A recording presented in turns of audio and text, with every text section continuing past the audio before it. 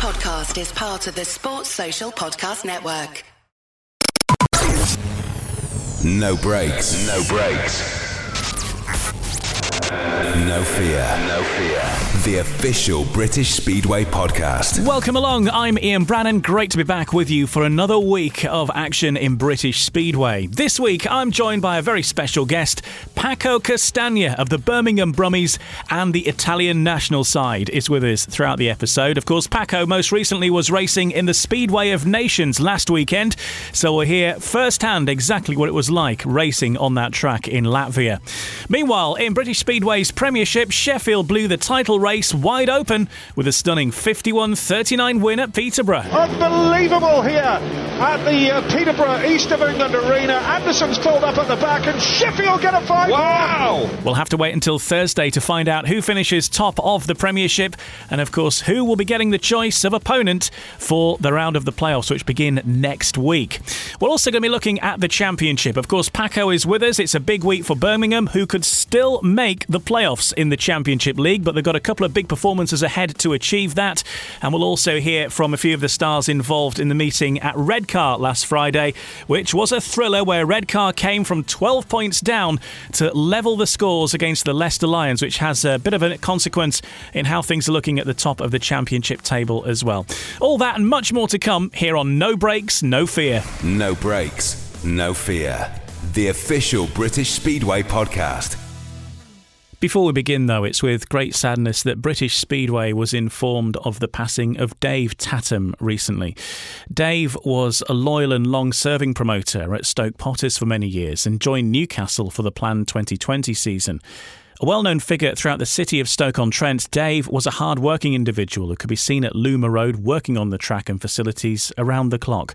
Long-time friend and former rider and promoter Graham Drury has been leading the tributes, and he's been speaking with Ryan Guest. Well, Graham, first and foremost, as a good friend of Dave Tatum, you must have been deeply saddened when you learnt of his passing on Sunday. I was indeed. I've known Dave Tatum since, going back to 1975, when I was running the training school at Crewe, and he came along and signed up. I wasn't aware it was Dave Tatum until he reminded me many years later. I knew he was poorly, as there was a sort of a little close community of friends, maybe 6 or 7 of us, that knew he wasn't very well, and that's all that we did think, that he wasn't very well. He never let up or let on to anybody how serious he was. And I had a phone call this morning, Sunday morning, to state that unfortunately he passed away early hours of the morning in hospital, having been rushed into hospital an hour or so before he passed away. Yeah, deeply sad news, as we say. What was Dave like as a person and as an individual? Well, if somebody said to me, as you do, describe Dave Tatum, I would describe him as a Speedway fan, a workaholic, and somebody that you could trust implicitly. And there's not many, we all go through life with friends and colleagues, but not many of us can say that about a certain person. But, that just about sums up Dave Tatum. He loved his Speedway. He was a grafter. Nobody knows the work and effort that he put in to keep Stoke Speedway running until the very end. And when it did close, it had absolutely nothing to do with Dave. He was a tenant there, and the landlord sold the stadium. I was fortunate enough, if that's the right word, to be at the last meeting at Stoke, and I saw him in his van after the meeting, and he was breaking his heart. He really was. He was so emotionally upset that his beloved Stoke had finished. Yeah, Dave is most commonly associated with the Potters. We know he linked up with Newcastle last year and had been co-promoter with the Diamonds during this difficult 2021 season. But just going back, anyone who attended Luma Road will know Stoke was hardly glamorous or anything like that, with all due respect. But like you say, to Dave, it was his everything, and he worked tirelessly week in, week out, year after year, didn't he? He did indeed, and as you rightly say, we all know that Stoke isn't it was never a glamorous place. I actually promoted at Stoke in 1997 and Dave was working at the track then, and I couldn't believe, the amount of work and effort that he was putting in as a volunteer at that time. Now, I know during the last couple of seasons in the National League, he had a lot of flack off supporters in regard to generators breaking down. But, it had nothing to do with Dave. When you hire something and you pay good money for it and it breaks down, he gets the flack. But, he would have climbed Mount Everest to keep, Stoke going. Just unparalleled amounts of effort that he put in to the place. Just finally, Graham, you've summed up his dedication, his passion, enthusiasm quite a lot already, but have you got any standout memories with Dave from your time together in Speedway, and how will you remember him? Well, I think there's two things in my mind that sums him up, and this just shows his love of the sport, is that in the winter, before the last meeting at Stoke, he rung me up, and he said, Graham, can we go through some costings in regard to running Stoke? He said, I'd like your opinion. I said, yeah, of course we can. So we run through everything, and in all honesty, there was no way, shape or form Dave Tatum could earn money in the National League in his last season at Stoke. And I said to him, Dave, I says, you're absolutely, it's ridiculous even considering running at Stoke. He said, Graham, he said, I'm in it for the love of Stoke Speedway. I'm not in it to earn money. If it's going to cost me money, so be it. He said, I realised from the outset, I'm not going to earn any money. Now, from my philosophy, as Speedway being a business and it's got to earn money to continue, I couldn't at that particular time understand his mentality. But I think it just shows his passion for Stoke Speedway, that even though he knew he was going to lose money, he was still going to carry on. And I think the other thing with him that will always stick in my mind is, I run this was while Stoke was running, actually, I think it might have even been in the then called Premier League. And I rung Dave up for whatever reason, I forget. And he took a long time to answer the phone. But when he did answer the phone, he was completely out of breath. And I said, good Lord, Dave, I said, what you been up to? Oh, he said, I've been having a few laps by myself. Now, bear in mind, he was 65 at the time. And he said to me quite often, he'd be working at Stoke and he'd fancy a couple of laps. And he'd get a bike out that he got, put some of his old leathers on, and there he'd be going around Stoke by himself, having a few laps, as a 65-year-old. And again, that just shows his enthusiasm for the sport. It definitely does. Well, Graham, many thanks for taking the time to share your memories of Dave Tatum, and many thanks for speaking to us on No Breaks, No Fear, the official British Speedway podcast. Always a pleasure.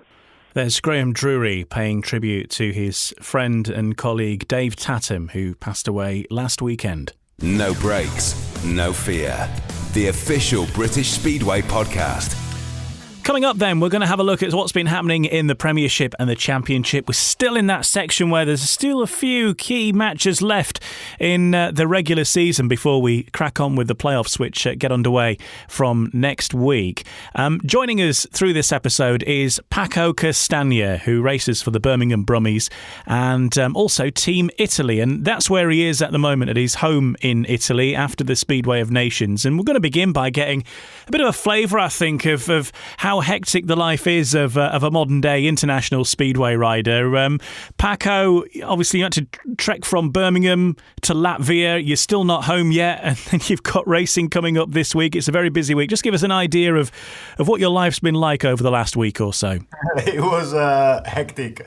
It was a hectic week. It was very difficult for the whole, the logistics overall. So we had one big van going from Italy with all the bikes to Latvia.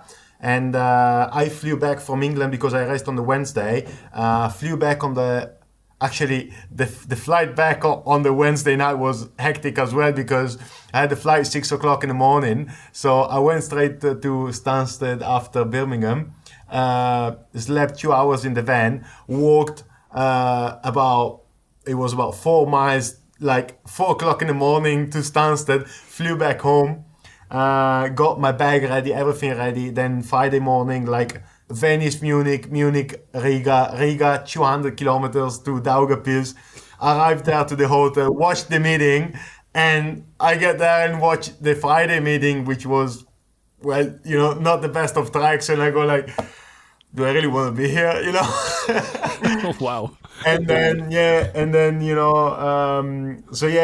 the logistics behind it was like a couple of weeks of preparation, flights, van, who's going with the van, no mechanics, because, our mechanics, like we are a small country, we are not professional riders like the Polish or the Danes or any others. We found 2 guys, very into Speedway. They drove 2,000 kilometers to Daugavpils. So we had really no mechanics there. I found a mechanic there which I had to pay, and he helped me out.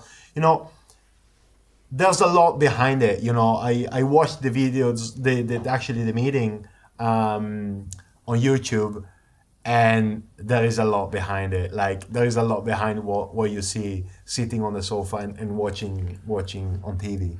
And we're going to talk more about the meeting in a little while, the Speedway of Nations semi-final, because, of course, it all boils down to Bellevue in Manchester in October, and we're looking forward to seeing the finalists there.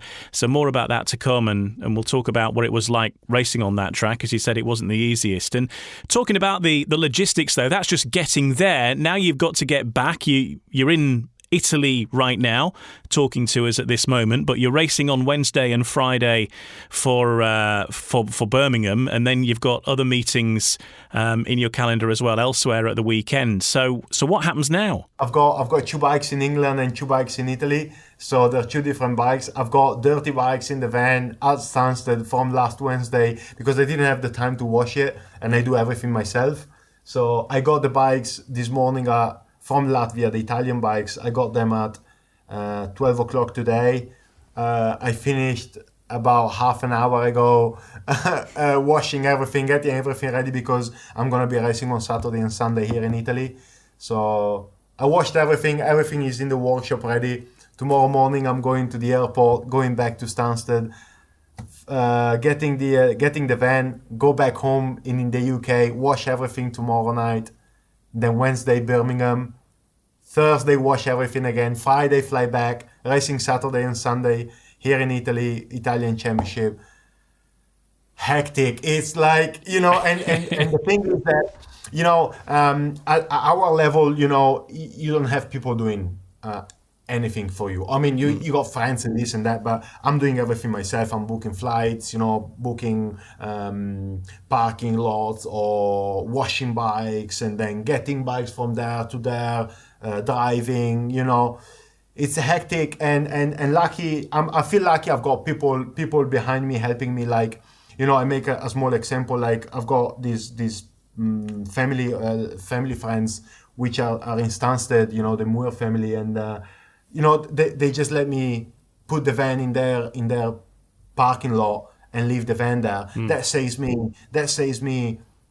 I made a count about $2,000 a year about parking the van in Stansted, and that saved my season. That's the money probably I'm gonna make this season out of, England probably, and and it's all small things that behind the scenes, not a lot of sleep, lots of work, but.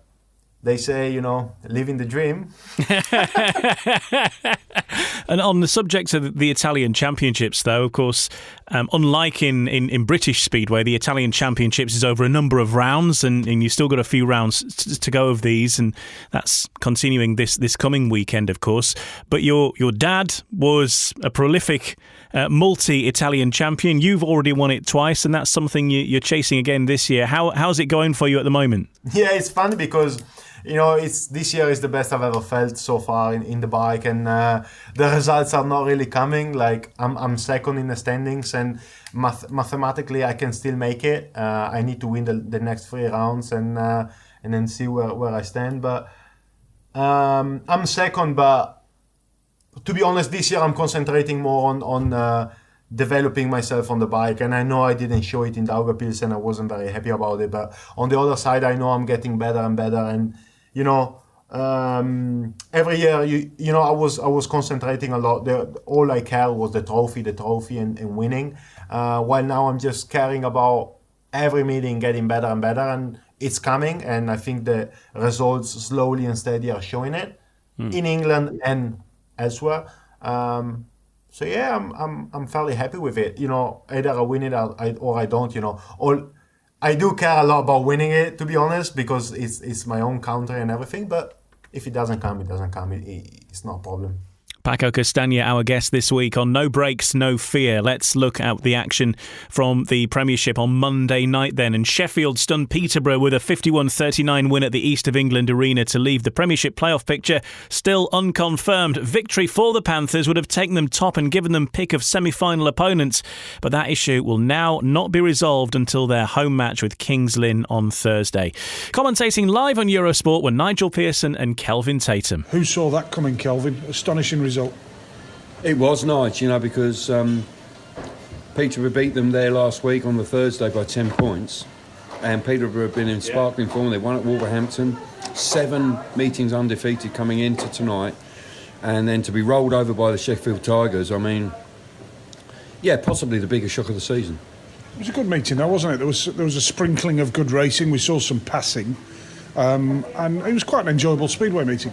Yes, Yes, it was. I think the track, one or two of the homeboys weren't quite happy with the way the track ended up being, but I can't think they can use that as much of an excuse. Sheffield was sharper from the tapes. They made good starts. They seemed to have an attitude where they had everything to gain and nothing to lose. There was Buckle pumped off for the home team, stood out to me. He had a couple of smashing rides, and that entertained people. But good Speedway meeting. Shock result. And it just shows what Troy Batchelor can do for Sheffield. They're probably looking back on that and thinking, where's he been all season? Yeah, it's frustrating, of course, because he's had a poor season by his standards. He hasn't gelled with the Sheffield track, but in Heat 1 tonight he came out and got a 5-1 with Jack Holder. That was a great start for him. He then backed it up with a second time out. Heat 8 was a great ride for him when he cut back to the inside and joined his teammate and picked up another 5-1. So yeah, he had an encouraging night.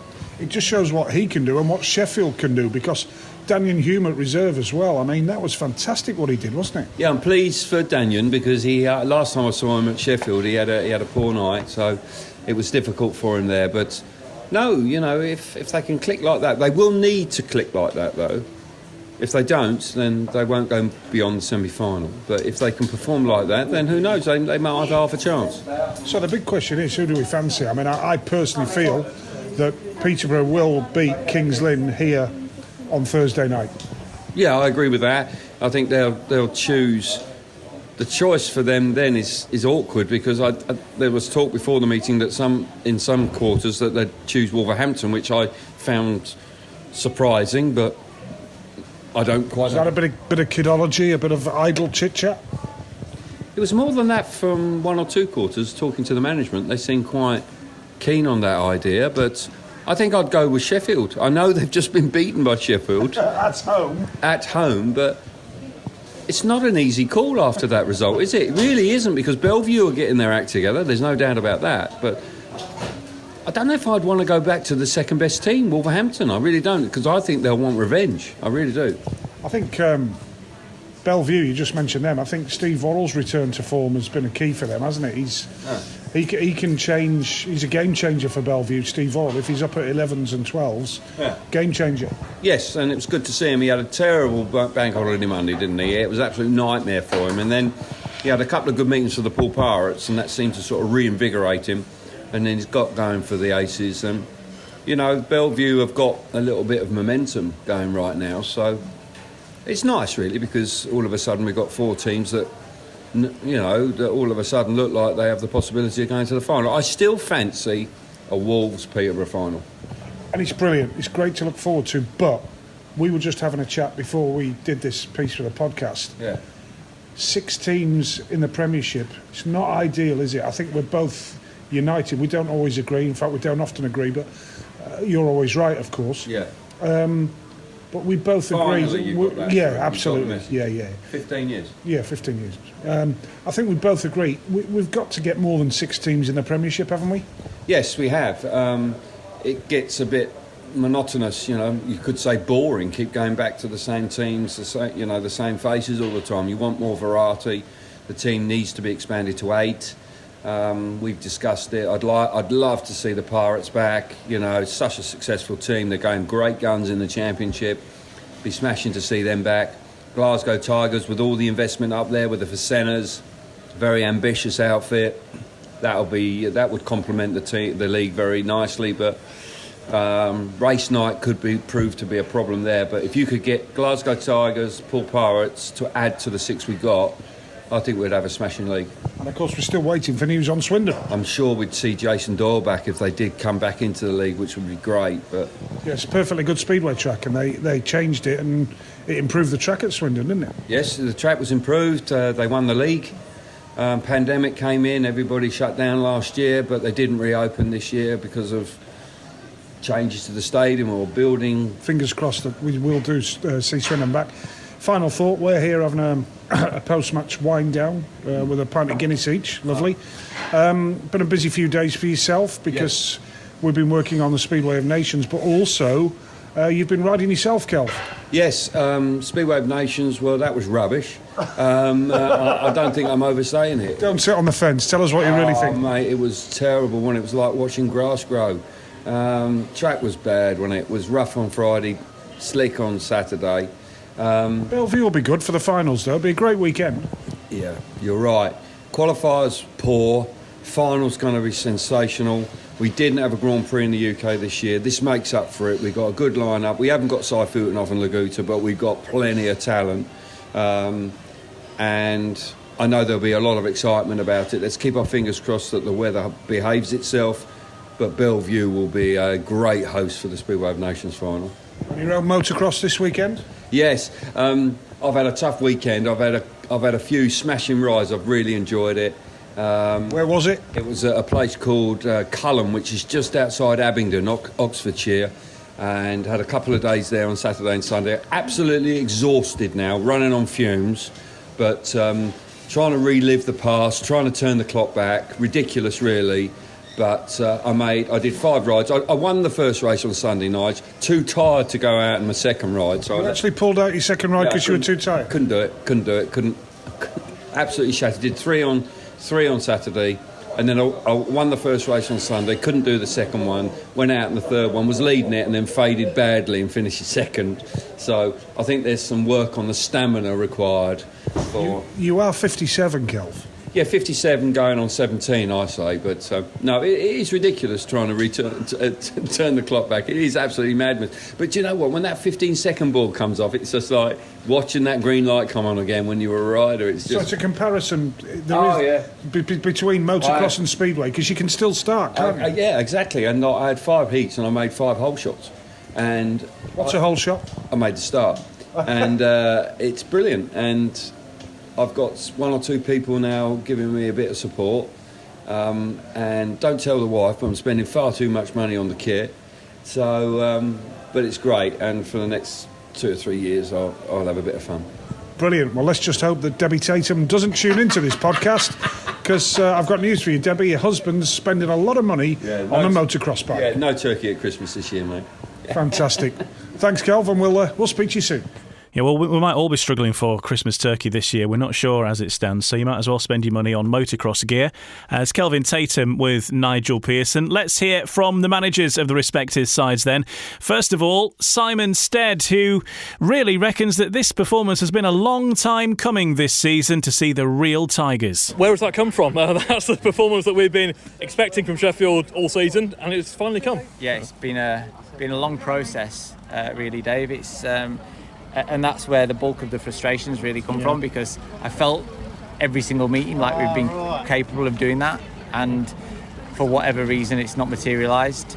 But tonight we really showed what this team is capable of, and it's great for the momentum for heading into the playoffs. Big scores from heat leaders. Troy Batchelor really contributing. Your mid-season signings both playing an important role. really perfect. Yeah. And look, we all know how much Speedway riders rely on confidence. And I've got a team with riders full of it at the moment. And that's a good place to be, moving into the important part of the season, really. We all start from scratch in the playoffs, and we've got everything to play for. Can you talk about what was said after Thursday? Because Peterborough turned you over big time at your place, and you've come back 4 nights later and done exactly the reverse. Was there anything different said beforehand tonight? Not really, in all honesty. We've got a great team spirit, and everybody was hurting after the home defeat on Thursday. Nobody likes losing, especially at home, and we really felt that. And we needed to pick ourselves up. There's no point dwelling on it. There's no point. You can't change what's happened. All we needed to do was focus on the next meeting. That's what we've done, and we always felt like we could do this. And there it is. It's a fabulous performance right at the right time of the year. It blows things wide open. You would still expect Peterborough to probably finish top, but it probably makes the pick process even more complicated. And I guess you guys, you take what you're given now.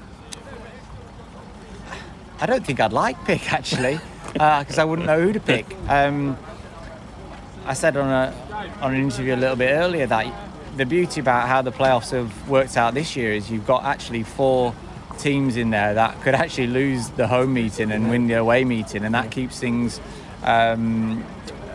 really good for the fans, and not so good for the team managers. But it's something that we're all looking forward to, and if we continue to ride like that, then we will be a force to be reckoned with. And just finally, you have one home meeting to come on Sunday.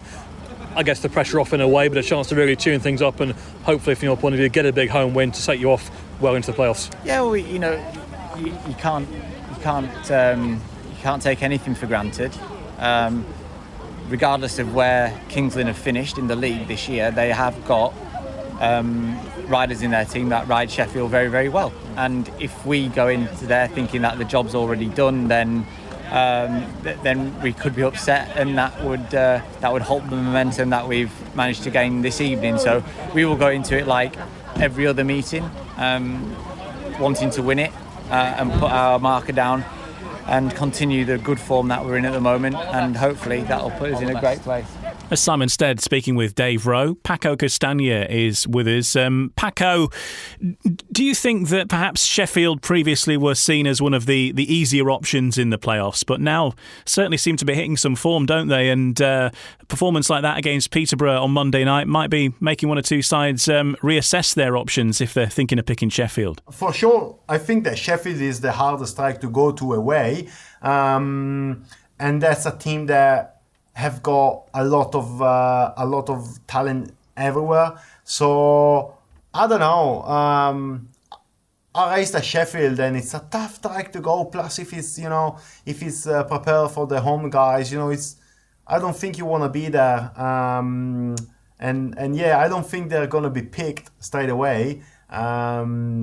Peterborough they've got a good team, but also they've got a nice track.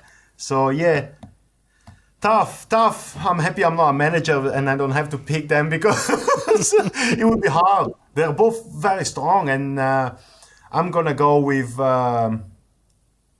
If I have to do a prediction, I think that I'm gonna go with. If they don't meet in the semis, I'm gonna go with Wolves and Peterborough in the finals. Yeah, that's what a lot of people are expecting. But as Kelvin was saying, the rumour is that Peterborough are looking to pick Wolves if they got the choice. So it's going to be interesting on that one. Let's hear from Rob Lyon now, the Peterborough Panthers team manager, speaking with Dave Rowe. Obviously tonight the script was there that everyone was expecting, but Sheffield rather spoiled the party, and I think no complaints, they deserve to win. Yeah, absolutely. There was no question they deserved to win. They outfought us in every way, in every department. I mean, 5 race winners tells the story, really. And they were consistently better at the starts than us tonight, which is, it's unusual for us around here to be that outbeaten in that way. I know Bellevue obviously did it a couple of times this year, but yeah, Sheffield were solid and fair play, they deserve to win. We could use words like wake-up call. That seems very obvious, and with an experienced team, I'm sure they don't need waking up. But it's just a message to say that there are actually 4 decent teams in this playoff race, and anyone could win it. Yeah, we knew that anyway, if I'm honest. I mean, I said, don't take too much away from what we did on Thursday and the previous time we were at Sheffield. They are a dangerous outfit, and if they all click, which they did tonight, ironically, then they are dangerous, and that's why it's made it so difficult to know if we're in a position to pick who to pick. I think we've sort of made our minds up pretty much before the meeting, to be honest. But yeah, I mean, like I say, 4 good teams, and it'll be terrific in the playoffs, I'm sure. Unusual that only of your experience riders, only really Tofty seemed to find the key to it. I think Jordan Pagan rode really well for his first meeting back and could have had more points. But unusual that really only one of your top 6 really found the key. Yeah, absolutely. Yeah, it was a strange one. I mean, Tofty's going from strength to strength. I mean, he was the star in the shining light in a poor performance tonight, really. But he did ride really well. And Jordan, to be honest, I thought rode very well and was on the pace in all his rides. Even when he was at the back, he was fighting hard. He was nearly there a couple of times on the line. So, yeah, pleased with him. And wrong one. So we've got to kick on for Thursday, try and turn Kings Lynn over and get that top spot. Well, it looked like it might be not a dead rubber, but a build-up meeting. Now it suddenly becomes crucially important. If the choice is important to you, and finishing top is a good thing for the club, obviously anyway, it now becomes a must-win in that respect. Absolutely, yeah. I mean, we knew that 3 points would do it, and we knew that we were looking to do that tonight. And as you say, take the pressure off for Thursday. But that's not happened, so we've got to go again Thursday and make sure we do get all the points we need if we want to finish top. And it just controls where we go, and hopefully it'll be the right decision and we can kick on and win this thing. It's meant to be an interesting night. Well, this decision as to who is going to face who in the Premiership playoffs, obviously going right down to the wire now. And last week I caught up with Michael Palm-Toft after his performance at Redcar to see if we could get an indication of how the thought process was going for the Peterborough Panthers, assuming that they do finish top of the Premiership and do have a pick. Have they decided on who it might be yet? Not really. We've been speaking back and forth, and we're still unsure who to pick, really, to be fair, if it's our pick. For me, I'm not bothered who we pick. I think we've all been going pretty good on all the tracks that's there. So, it's everybody's game, so all the teams that's there is pretty strong. I do believe we've got one of the strongest teams that's in the playoffs, but it's everybody's game when you're in the playoffs. Everything can happen, so it doesn't mean anything that you're actually at the top spot when you go in there. Well, next we're going to hear from one of Paco Castagna's friends, Nick Morris. Nick was racing for Leicester, but of course he's racing for Wolves, and Wolves have been top of the Premiership for so long. This door's been left open for Peterborough now to claim top spot. What is the mood in the Wolves camp about that, and now that it's not in their hands? We've been good all season. It's the first meeting we've lost at home, and to finish top's not the be's all and ends all. I think it could be a blessing in disguise, really. Bring us back down to earth, and stop all the talk about finishing top and we've got to win this, win that.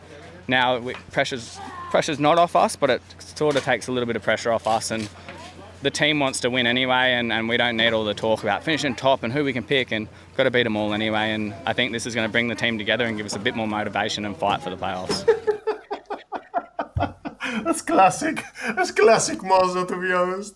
Classic Moza. Who cares? Anyway, we got to hide them all, so who cares, It's like classic Aussie, innit? Do you think that that's the right position to be in, though, that the pressure perhaps now is off Wolves a little bit? They've had all the focus on them for so long in the last couple of months or so in the league. Do you think this gets them under the radar a bit now, and that's the place to be? I think that's the best way of thinking, and I would say the same, to be honest. You gotta. You of course you want to pick somebody you want to beat, but they're all strong. You got to beat them anyway, and bring them on. I would say the same, to be honest. Of course, he's been in the league and in England for plenty of years, so he's heard it many times, and he won league titles, so he knows it. Quite a lot, and more than many others. So I like that attitude, to be honest. I think, you just got to go out and beat them and see who you got at the final and just ride your best and beat them again, And I know off the track you're a big fan of barbecue food. You've told me in the past that that's one of your specialities that you're renowned for. Sharing quite a lot of time with some of the Australian riders, as you mentioned, like with Nick and so on. Is that a good crowd to do barbecuing with? Are you learning from them? Are they learning from you? Yeah, I'm quite good at that, but not having a barbecue in the house, that didn't help a lot. So we didn't really do any barbecues at all. But that's the plan for next year. If I'm coming back, we want a barbecue so we can cook something, and at least I can let an Aussie do a bit of cooking or see if he's good at it. You can have the Barbecue of Nations. Yeah. Surely I will do lots better than Latvia, that's for sure. Paco Castagna, our guest this week on No Breaks, No Fear. And speaking of Latvia, we'll talk about the Speedway of Nations next. His experience of the track and the event, and how he feels that things are going to go in the final, which of course is happening at the National Speedway Stadium next month. That's all coming up on No Breaks, No Fear. No Breaks, No Fear. The official British Speedway podcast. Paco Castagna, my guest this week on No Breaks, No Fear, currently riding for Birmingham Brummies, and was in action in the Speedway of Nations at the weekend, representing his country, Italy. Paco, before we talk about that, though, just a look back on this season, how it's gone, because obviously we didn't really know how much of a season we were going to have, sort of February, March time, but, we had a fairly decent season. And for you, obviously, you've been saying how things have been improving as you've been going. What are your plans for next year? Have you got any plans in place next year? Nice question, because I've got things in my head walking around, and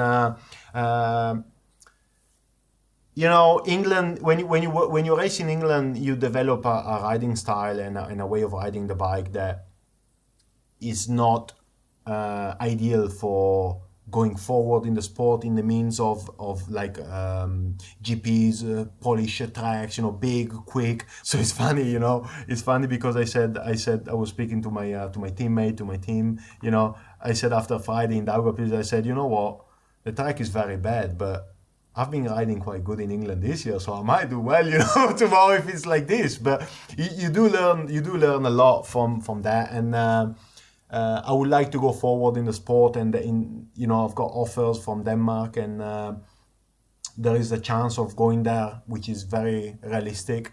And then there is also other chances here and there, which I don't know yet. But obviously, if England is one, I would like to go back, but the offer must be right, and the place must be right as well.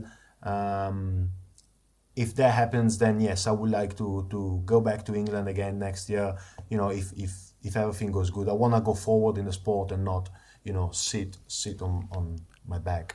And the clubs aside, what about the various restrictions you have to contend with hopping between countries? If you're looking to do that in sort of the way that has been done in years gone by, Poland, Denmark, Sweden, Britain, and factoring it all into your plan, how has that been going, and what sort of consideration is that for you as a rider going forward? If everything goes as we hope, then yes, because traveling to England is not the easiest with this Brexit thing, visas and all that. And for a guy that has to travel in and out a lot, it's not easy.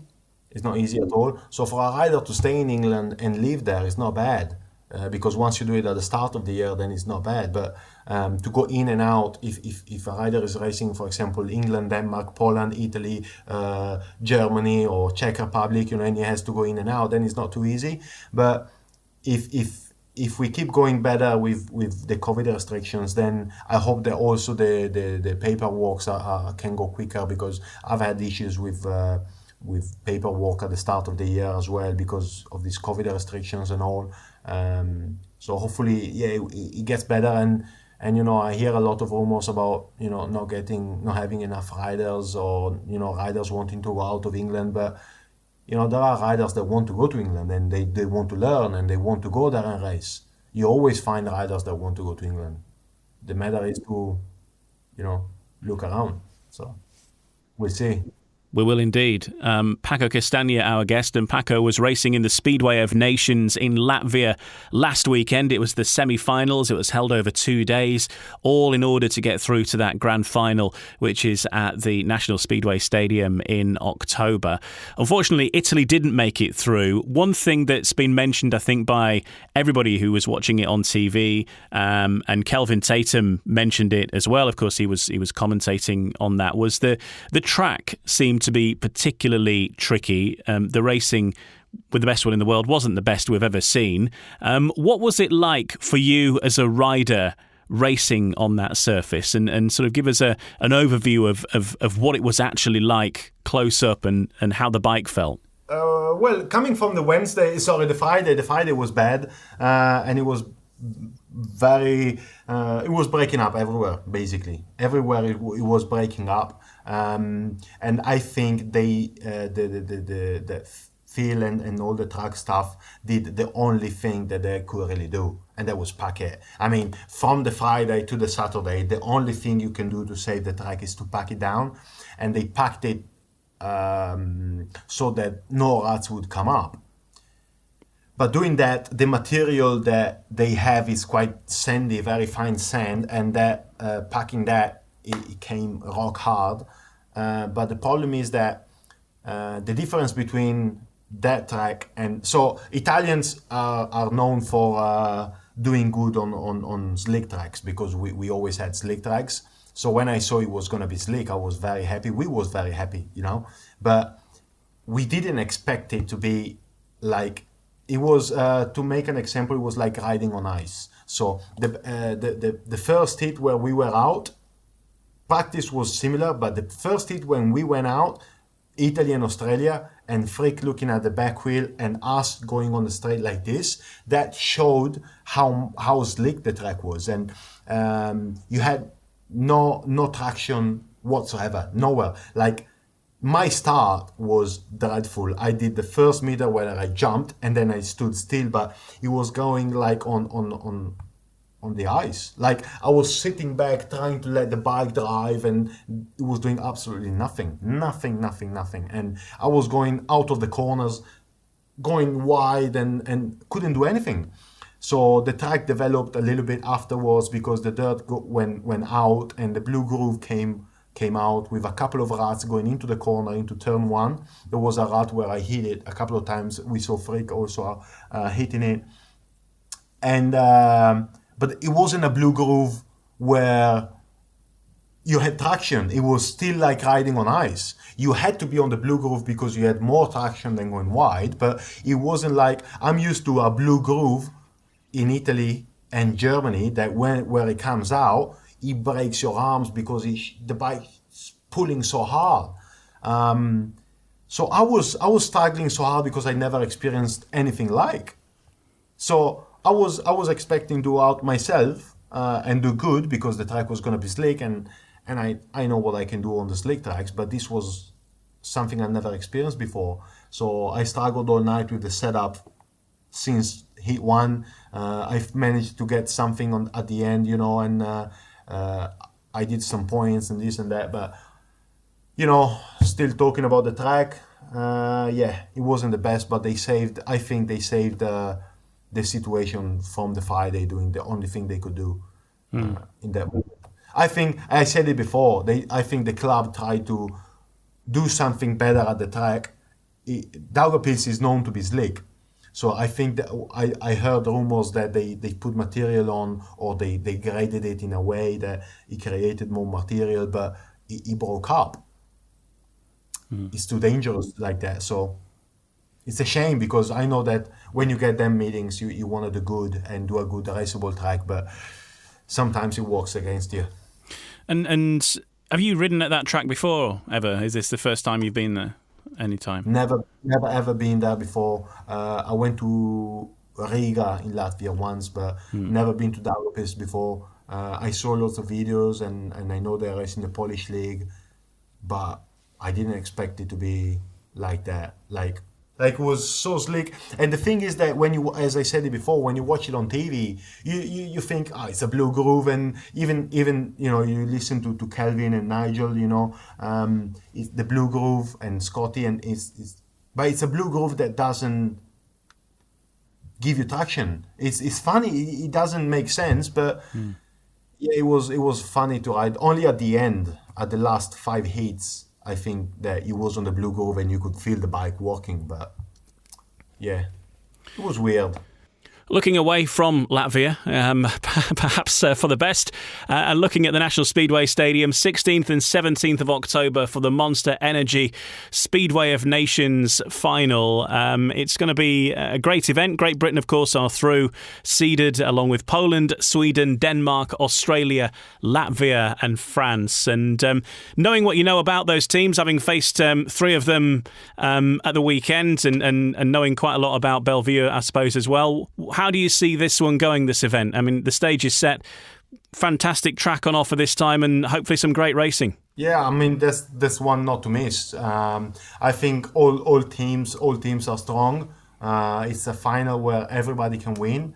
All teams will take, you know, their best riders. So you'll see the best riders in the world there. And again, Bellevue, one of the best tracks, you know, the best track in the UK probably, and one of the best in the world, and you're going to be able to see a nice meeting there. And yeah, I think that for the English people that want to go there, I think that you've got a big chance there to win. Wow, you reckon Great Britain, it's there for the taking? What based on what? Based on you know, the riders you've got. You've got very good riders. You know, I think that the top guys that are going to be in the team, and the under 21s you've got are strong enough to do well. And you know, 2 days on the same track, they know it. I think you got a good chance. You can't knock off Poland and Denmark, that's for sure. Sweden are strong. Yeah, all of them are strong really, but you know, we've seen it in the past at Bellevue that got really close. I think there is a good chance. I do think that there is a good chance for them. I hope. It would be nice to see, that's for sure. It would be very nice to see. I think one of the interesting things will be for Great Britain is to who actually does make the team, because for once maybe we have too many riders who could do the job. Good, yeah. And you know, you got Ty, Dan Bewley, Robert Lambert, and then you've got 3 you know, obvious riders who for the 2 places, and then you've got the under 21 slot as well. So it's going to be interesting to who actually finally gets the team places. Really, I think that's an interesting situation. Yeah, I don't want to say anything about it because I don't want to put myself in the wrong spot. But yeah, all of them are strong. The under 21s are strong enough to beat, you know, all the other under 21s. I think, based on, you know, they know the track, they've been there before the others, and that can, you know, if you're under. I remember being an under 21 and thinking, you know, you can do good in that, but you know, actually having knowledge about the track, that helps a lot. Behind the scenes, they've got everything. You know, the organization behind it, they've got everything. Everything is there now. You know, it's up to the points on the track, and it's been impressed to see what they've done lately. You know, the people who got into Team Great Britain and what they've done lately, it's been impressive, and I've been amazed about it. And it's very nice to see that, you know, they are trying to put the sport forward. And have you ever seen, you know, other countries copying? I remember like Poland copying Great Britain with the pits set up in Poland, you know, for the Speedway of Nations after seeing what they've done in Manchester the year before. You know, it's good. So I think that Great Britain have got overall good things in their hands, good riders. So I think that's the best stage to take home some gold. That's a fantastic endorsement as well, isn't it? Because often we look at Poland and we think of Poland as being the leaders, but actually you're saying there that Poland are actually ripping Britain off. Yeah, we've seen it. When I remember, because I like looking at them things. I remember that Team Great Britain showed something in the pits. All the setup, all the dressing, all the clothes, everything. Team managers at the Speedway of Nations the year before. I think it was in Manchester. I can't remember. And then they went. It was, I think, last year or the year before, that Poland made more or less the same with all the lights, all the fancy stuff. But it was nice to see Great Britain doing it, with all the things they're doing at the European Championship, at the under-21s, all of the meetings they are doing that, and it's very nice to see. And that's something that maybe people don't see, but it makes you want to go forward in the sport. They're bringing new sponsors in, new people, new companies, so... It's good. That's the way that I think that England also league-wise has to go. Is forward and trying to bring more people, more money in, to go forward. That's Paco Castagna, our guest this week on No Breaks, No Fear, the official British Speedway podcast. And stay with us, because coming next, we're going to have a look at the action in the Championship. It's all hotting up as we head towards the playoffs. The Birmingham Brummies can still make it in there, and there's still that top two to be sorted out as well, where the top two qualify for the semi-finals of the playoffs in the Championship League. And it's still between Redcar, Glasgow and Leicester have got a chance of getting involved there as well. And even the actual league leadership is not confirmed yet. Redcar are going to be meeting Poole later this week as well. So lots to play for, and we'll talk more about that next and hear from Lewis Kerr and a bit more from Michael Palmtoft and Nick Morris, all on the way on No Breaks, No Fear. No Breaks, No Fear, the official British Speedway podcast. Welcome back. I'm Ian Brannan. Paco Castagna is with us as well this week.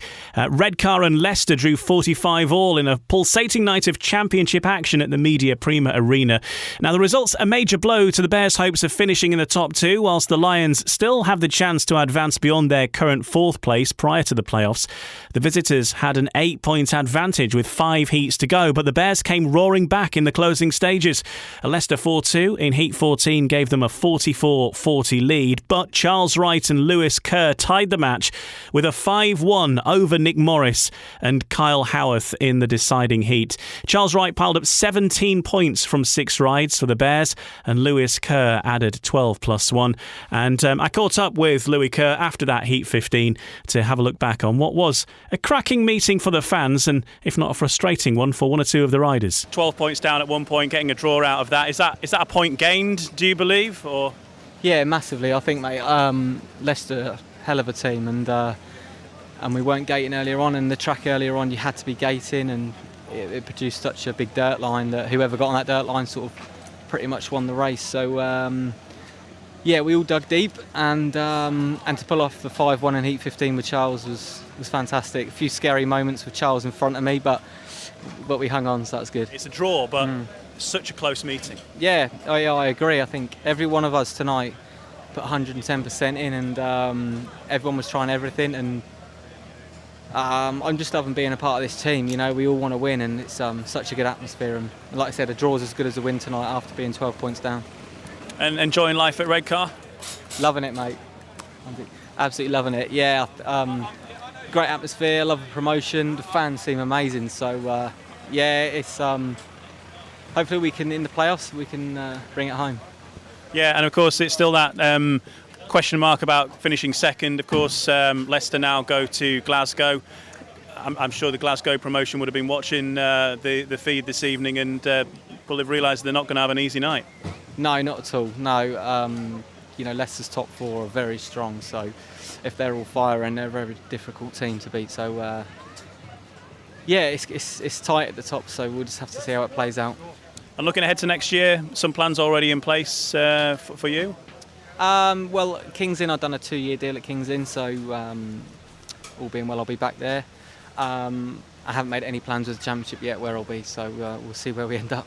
As Lewis Kerr chatting with me after the Redcar Bears versus the Leicester Lions, which was a hugely frustrating night, it has to be said, for Leicester, who 12 points up at one point and were cruising, and then not just letting the Redcar Bears in, but a few interesting refereeing decisions that changed the course of the match certainly frustrated Nick Morris. Yeah, it was not bad. All the boys battled on. I think we definitely shouldn't have let them come back into the meeting, but they're a good side, and that's how it goes. I think the referee was poor with the consistency with that one start we got pulled back for, and then that heat 15 was a blatant jump start, and that cost us a meeting really. So we should have won, and Charles's front wheel was in front of mine before I dropped the clutch. Trip to Glasgow, which really has got so much riding on it now for this second place as far as Glasgow are concerned. Yeah, we've got to try and pick up as many points as we can. I think we're in a very good position in making the playoffs. I think we're there or thereabouts now, and just trying to claw our way up the table as much as we can, and then all comes down to the playoffs in the end. But to finish higher up, maybe give us a little bit better choices of where we want to go or where we go. I don't know how it works in this league because half the league's in the playoffs already. So. Well, it's part of the drama, isn't it, Paco? The fact that you can have the element of human error involved, shall we say, where some decisions don't quite go your way, or indeed results of the heat, where I think Redcar ended up with a 5-1, and perhaps it should have been a 4-2. Obviously made the difference on the night, but hey, it's part of the drama, isn't it, Paco? Part of the drama. I wasn't there, so I'm not going to talk about it. So I don't know anything. But yeah, we've been on the wrong decisions with the referee at Edinburgh as well, where we lost, a meeting that we should have won. But that's Speedway, and it happens sometimes. And again, Redcar, great place to go to, and I'm always happy to go there and race there because the track is fantastic. And yeah, there we go. Good racing. You can't. There can be good racing in many places in England. Just need a couple of things going good, and then there you go. The riders are there, so the capabilities are there. So yeah, I think there's a good base to go up, and there's a lot of negative talks behind it, but I think that more positive talks brings more good things in, and it's not nice to see tracks closing. And have loads of people there because they're closing. We want them every week. No, absolutely. And we're talking about the Latvia track. Obviously, that was very tricky for you in the Speedway of Nations. The Birmingham track has prompted some criticism from week to week from various visiting riders, more than the home ones. And of course, the track is the same for both teams. What's your experience been of it? Because we saw most recently the Redcar match got stopped while some extra work was carried out on the track at Peterborough. What's been your experience of racing on that surface? When the Redcar match got stopped, I was on a maximum. So I got 2 rides maximum, and I was a bit, I'm like, it's hard, but I want to keep going, But no, it's so to be really, really fair, the track wasn't the best. It was very, very hard to ride on, but rideable, raceable, Sometimes I'm always the guy that goes for safety first, and it was very hard to race with 4 people there. But on the other side, I think that sometimes you want to use that to help yourself, the team and all that. So sometimes it does want to, it goes two ways. And I like what Poland is doing. That they are sending, like I heard that they are doing that this year. That they are sending one guy from the national federation to check the track out. If the track is good, then we race. If not, we move the meeting. England has always been the place where the tracks are not the best, and we all know it. Everybody knows it. I think that the problem is that the bikes now are very volatile and very hard to ride, so the track must be very good. So yeah, I think there should be more investment in the tracks. And I always said this, tracks must be good, because if you have a good track, you have good racing. It's not only about home team winning. If you go to a track and the track is good, you see good racing. Even if your team lose, but you see a very nice meeting, you want to go back the next week. So if you want to go back the next week, I'm going to bring in 5 more people because the track is nice. and the racing is good. You want to see something spectacular, so that's it. Let's bring more people, so that's more money. The club has got more money now, then we can pay the riders more. We can bring in better riders. And I do believe that it starts from a nice track. We've seen it. We've seen nice racing in National League in Bellevue. And I think it's very simple. I think that at home in the last 10 matches, I haven't scored less than 9 points, I think. Yeah. So I know that I can ride that track good. And I know that other people are going to get there and they're not very happy. But yeah, you don't really want that, do you? I mean, on the other side, I'm always trying to get the sports forward and all that. So I don't know. I hope that this thing gets into England. I know Glasgow, for example, has been working a lot on the track. Other clubs have been doing that. Even Plymouth. I've been to Plymouth years ago, and it was very hard, very difficult to go to. While this year I went there and it was a bit better. The track is more rideable. So. If you put money in, I think you can get money out.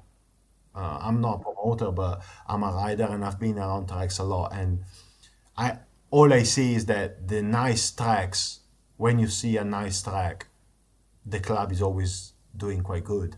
Well, busy week for Birmingham coming up then. You have got a chance of making the playoffs. I think the situation is that I'm just going to read what the permutation of it is here. You need to avoid defeat at Glasgow on Friday and beat Newcastle on Wednesday.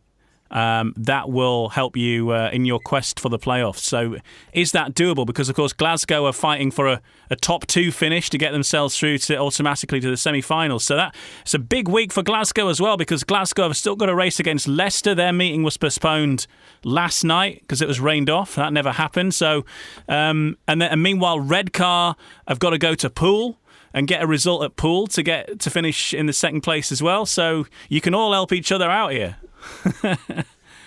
Yeah, let's have Birmingham, yeah. Yeah, it's tough. Again, that's nice, I'm thinking, it's nice because we have a good meeting on Wednesday against Newcastle. They've got good riders. They're strong away. I think we can get the win, but it's going to be hard. And that's going to put us on Friday where...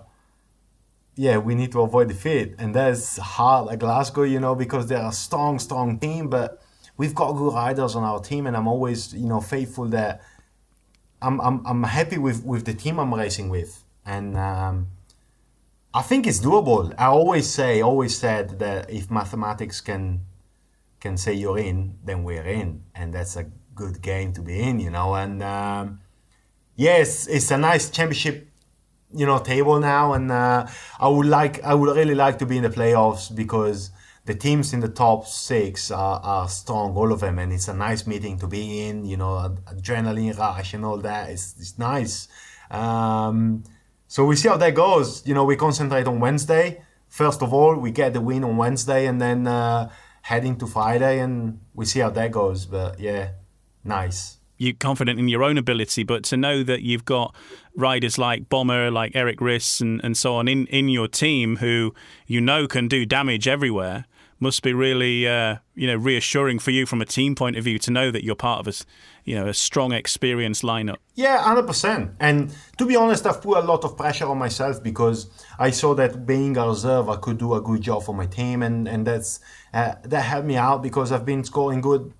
A reserve, and I've had my team winning a couple of matches at home, well, quite a few times now. I find myself good with Ash Morris, in the track as well. We've done, we won the match on last Wednesday together, and it's a good team to be in, and we help each other quite a lot. It's something that really didn't happen in 2019. I didn't have a good experience because we changed many riders. This year we never changed. We've always been together, and it's going good. So that would be a nice reward for us, I think, being in the playoffs. And yeah, we see how that goes. I'm very curious to see. And Wednesday is going to be a good match. Yeah, it's going to be a big week for the Championship. As I say, there's so much going on, and on that Wednesday night, you're racing Newcastle at Perry Bar. You've got Glasgow taking on Leicester. Poole versus Redcar. It's all happening at the same time. Yeah. Nice. It's gonna be like finishing the meeting and then going and look at the updates and see, who's winning, and that's nice. Yeah, I like that. It's nice because we get to the end and it's not already decided, and it's nice to see that we took it to the end, and it's very close. Good stuff. Well, look, all the best for the rest of the season. It's been great speaking with you as always, and always very honest with Speedway life, and I hope that you manage to do it. It'll be interesting. I'm going to be rooting for you on Wednesday night and see what happens with these fixtures, because busy times. Yeah, again, thanks a lot. It's going to be hard coming from a big meeting like Speedway of Nations, where it was pretty hard, and more pressure on Wednesday, do the result, and then keep going until the end of the season with all the other meetings I've got in Europe, and trying to finish on a high. So yeah, we'll see how that goes. And I know that one of your aims was to get some guest bookings in the Premiership, if possible. Just thinking now with the fact that the teams in the playoffs are going to have guests who are not already involved in the playoffs. Does that maybe open a door for you with you doing well in the Championship League? Do you think that you could replicate that sort of form in the Premiership if the call came in? Yeah, the leagues are the same, really. The leagues are the same. I think I heard that there are 5 riders that are not doubling up in both leagues of the top league, and that makes me think, because I'm doing quite good in the Championship, and I never ever received a call from the top league to do a guest booking, to sign a contract this year, and I know it takes time, but it does look for me from the outside that it's a very small circle where all the riders keep circulating between clubs, and it's always very hard to get into.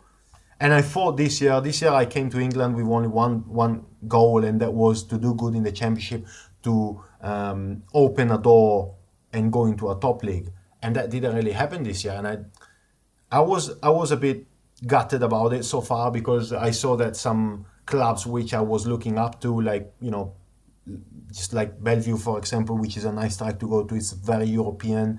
Had a couple of injuries here and there, and I thought maybe I can get a guest booking there or some other tracks, and didn't really happen. But I guess it's just part of the process, and it just takes time and consistency. And I'm showing it this year. I'm showing consistency, and slowly and steady doing good scores, and just keep going till the end of the season now. So do you think that it's not too late? You're still ready to receive the call if somebody did want you to guest in the Premiership? Are you available? Your phone's on? That's tough. No, I think that you need to be careful with your opportunities and take them with both hands if the opportunity is right, and if I can do it. I've been looking for it for the whole year, and the playoffs is the hardest meetings you go to. So you kind of want to do it, but you need to be careful where to do it and how to do it, because you don't want to get the opportunity to go there and do bad and never get the call again. If it makes sense. Yeah. But if the opportunity is right, then why not? I'm concentrating a lot now. Latvia was quite an eye opener for me. And now we see how things will end up this season. I've got quite a few meetings in Europe now. I've got Pardubic's Golden Helmet. I've got a meeting in Prague, and then I've got Italian Championship. So I'm going back to the European tracks, bigger and faster, and I want to see how that goes. And yeah, if that opportunity comes up and I'm in England, then I might think about it. Yeah. Well, all the very best for the rest of the season, Paco, and hopefully we'll see you back in the UK next year as well. Looking at the fixtures then for this coming week, then Paco's Birmingham against Newcastle in the Championship tomorrow night, and meanwhile it's Glasgow versus Leicester and Poole versus Redcar, which is going to have a huge bearing on how the top of the Championship is going to end up by the end of Wednesday night. And then on Thursday it's all getting sorted in the Premiership, because it's Peterborough versus Kings Lynn, and Peterborough need the points to assure their table-topping status status and that all-important choice, or maybe it's not important, depending on who you speak to. Also on Friday, we've got the Julie Lewis Memorial, which is taking place at Redcar. We've got an entirely different format to that meeting that evening, something new in Speedway, so get along to that if you can. And it's Armadale versus Leicester in the National Development League. And then on Saturday, it's Leicester versus Kent in the Championship, another big fixture for Leicester there, and Leicester versus Kent in the National Development League after that.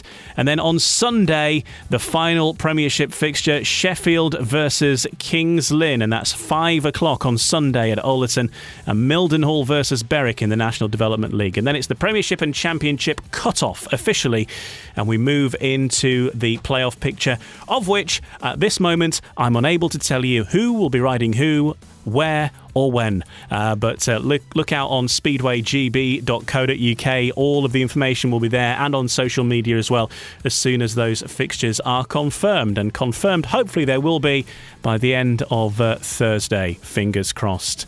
Have a great week wherever you're heading for your Speedway. We're getting towards the end of the season, but it's the exciting bit as we get to find out who's going to be facing who as it all boils down to the final throws in the playoffs. Join us next week for the next episode when we'll have much more information about how the playoff picture is going to be looking. We'll be here Tuesday from 8. Listen on all podcast platforms and on your smart speaker as well, and of course at speedwaygb.co.uk. My thanks to Paco Castagna. No Brakes, No Fear is a Nigel Pearson Media Limited production for British Speedway. No Brakes, No Fear, the official British Speedway podcast. This podcast is part of the Sports Social Podcast Network. Sports Social Podcast Network. Did you miss your deadline to renew your Medicaid coverage? You can still send your completed annual review form to Healthy Connections Medicaid. You may be assigned to another health plan, but you can ask to come back to First Choice within 60 days of renewed Medicaid eligibility. It's your family. It's your choice. First Choice is the right choice. Renew and choose us. Visit selecthealthofsc.com/renew to learn more.